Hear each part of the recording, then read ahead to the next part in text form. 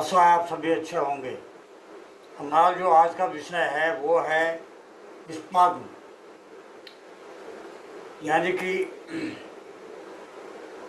मांसपेशियों का ऐंठन।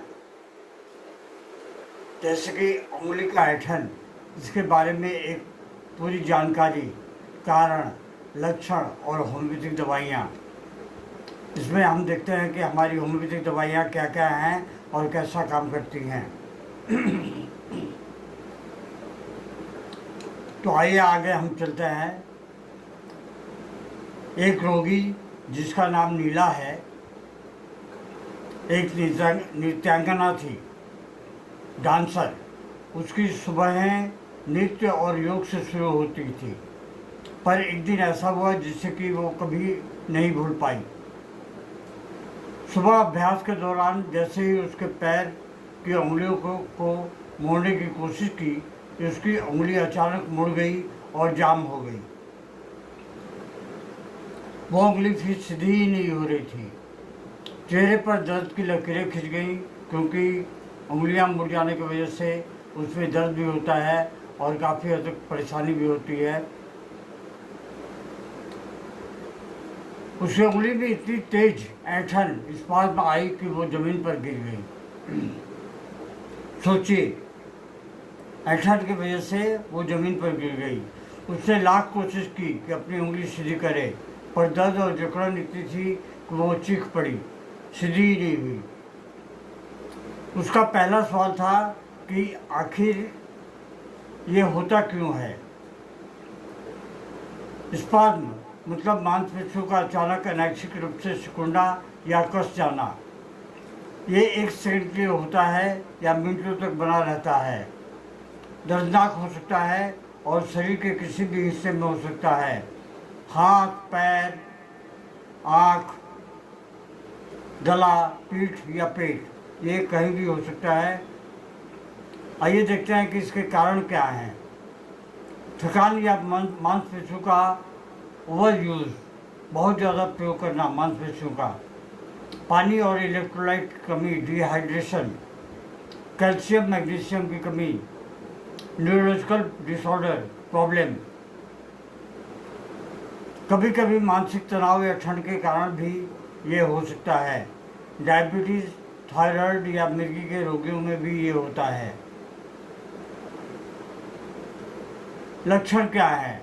Symptoms of spasm: मांसपेशियों का सिकुड़ना, चुभता हुआ या ऐठता हुआ दर्द, उस हिस्से को हिलाना मुश्किल हो जाता है। मांसपेशियां कठोर या गांठ जैसी हो जाती हैं। कई बार कांपना या झटके भी महसूस होते हैं। फिर उससे इधर उधर बहुत दवा की, दूसरे पैथी में भी बहुत सारी दवा की, कोई फर्क नहीं पड़ा। कुछ हद तक आराम होता था, फिर दर्द में बढ़ जाता था।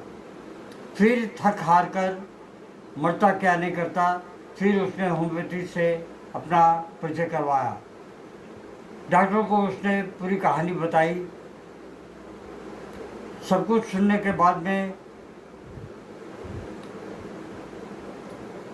डॉक्टर ने उसे सलाह दिया, तुम्हारा शरीर थका नहीं है, बस आराम की पुकार है। तुम कुछ दिनों तक आराम करो।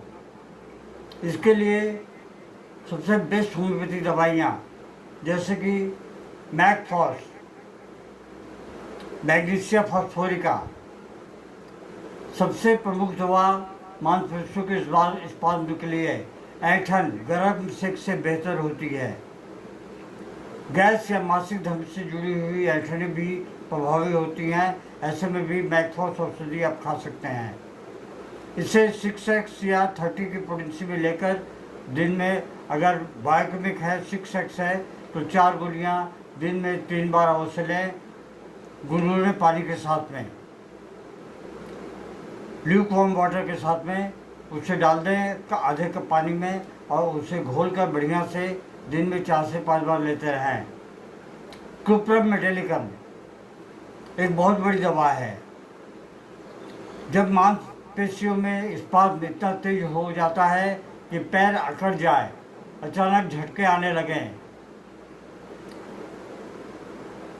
टेटेनिक स्पाज्म जैसा हो जाए, ऐसे में कुप्रमेटिलकम औषधि बहुत ही कारगर सिद्ध होती है और बहुत लाभदायक होती है। अगली जो दवा है वो हमारी महत्वपूर्ण दवा है, वो है जिंकम मेडिलिकम। लगातार पैर हिलाते रहना, स्पाइनल स्पाज्म या न्यूरोलॉजिकल कारणों से ऐंठन, अगर ऐसी कोई आपको लक्षण हैं तो आप जिंकम मेडिलिकम औषधि ले सकते हैं 30 की पोटेंसी में, या फिर 200 भी ले सकते हैं, लेकिन इससे फिर दिन में कम से कम 2 बार लें। और 30 की पोटेंसी में अगर आप ले रहे हैं तो दिन में 3 से 4 बार अवश्य लेते रहें। याद रखें, सुबह में खाली पेट लें, दोपहर में खाना खाने से पहले लें और रात्रि में खाना खाने से आधे घंटे पहले लें या 40 मिनट पहले लें। कोलोसिंथ, पेट की ऐंठन जो दबाव देने से ठीक हो जाती है, क्रोध या अपमान के बाद में स्पाज्म होना। सिक्यूटा वेरोसा, सिक्यूटा औषधि आँखों की मांसपेशियों में झटके अगर आते हैं तो ये बहुत अच्छा कार्य करती है। चेहरे या गर्दन के अचानक टेढ़े होने वाले स्पाज्म, इसमें भी सिक्यूटा बहुत अच्छा कार्य करती है। जेल्सिमियम 30 या फिर 200, कमजोरी के साथ धीरे धीरे आने वाले स्पाज्म, थकान या डर के बाद झटके, डर के मारे भी झटके आते हैं, इसे भी आप याद रखें। कमजोरी के साथ धीरे धीरे आने वाले स्पाज्म, इसमें अगर जेल्सिमियम औषधि 30 की पोटेंसी में दिन में 3 से 4 बार ली जाए तो बहुत अच्छा कार्य करती है। इग्नेशिया, मानसिक तनाव से स्पाज्म, गले या छाती में कसाव, हिचकी जैसे स्पाज्म, इसमें भी ये बहुत अच्छा काम करती है इग्नेशिया। या दुख के कारण, फिर उस रोगी को डॉक्टर ने, जिसकी उंगलियां मुड़ गई थी, जो नृत्य करती थी और योगा करती थी, तो उसे डॉक्टर ने मैकफॉस और कुप्रमेटिलकम 30 की पोटेंसी में दी, मैकफॉस को 6x की पोटेंसी में दी। हफ्ते भर बाद स्पाज्म की काफ़ी हद तक कमी आ गई। 1 महीने वो फिर से स्टेज पर लौट आई और हर परफॉर्मेंस में पहले वो खुद से कहती थी, अब मेरी मांसपेशियां मेरी नहीं, मेरी समझ की साथी है। देखभाल, खूब पानी पिएं, कैल्शियम मैग्नीशियम युक्त भोजन, बादाम, पालक, केला, ये सारी चीज़ें अच्छी तरह से खाएं। स्ट्रेचिंग नियमित करें, तनाव से दूर रहें, योग ध्यान करें। रात को सोते समय पैरों की हल्की मसाज करें, ये आपके लिए बहुत ही जरूरी है।